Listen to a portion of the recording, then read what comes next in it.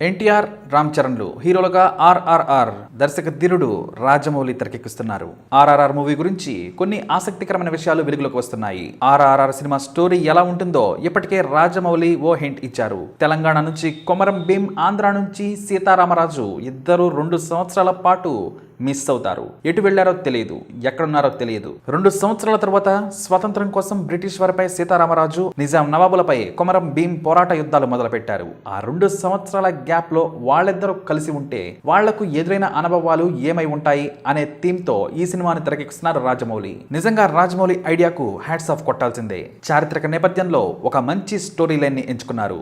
ఇది చాలా థ్రిల్లింగ్ గా ఉంటుంది అన్న దాంట్లో ఎటువంటి సందేహం లేదు. ఎందుకంటే తీసేది రాజమౌళి. ఇక బాహుబలికి రాజమౌళి ఏ స్ట్రాటజీని అప్లై చేశాడో ఇక్కడ ఆర్ఆర్ఆర్ కూడా అదే స్ట్రాటజీని ఫాలో అవుతున్నాడు. బాహుబలి సినిమా షూటింగ్ సమయంలో నటులు స్టోరీని, చిత్ర విశేషాలు, షూటింగ్ స్పాట్ గురించి ఎక్కడా కూడా డిస్కస్ చేయకూడదని చెప్పాడట రాజమౌళి. ఇక త్రిబుల్ ఆర్ కూడా పనిచేసే వాళ్లకు ఇవే కండిషన్స్ అప్లై అట.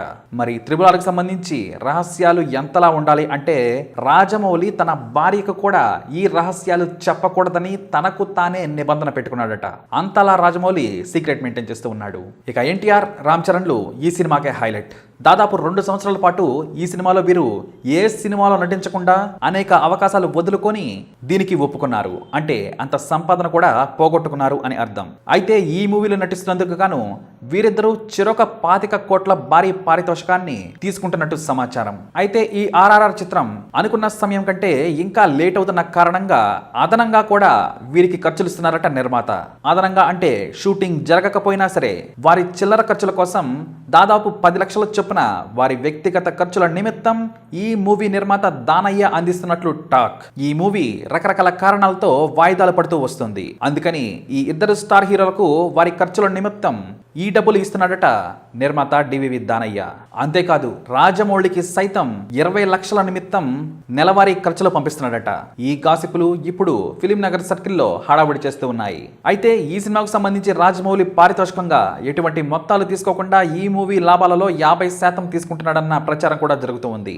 మొత్తంగా ఈ సినిమా బడ్జెట్ 400 కోట్లు దాటినా ఆశ్చర్యం లేదు అంటున్నారు. మరి ఇలాంటి పరిస్థితులలో ఈ మూవీని అత్యంత భారీ రేట్లకు అమ్మితేనే నిర్మాతకు లాభాలు వస్తాయి.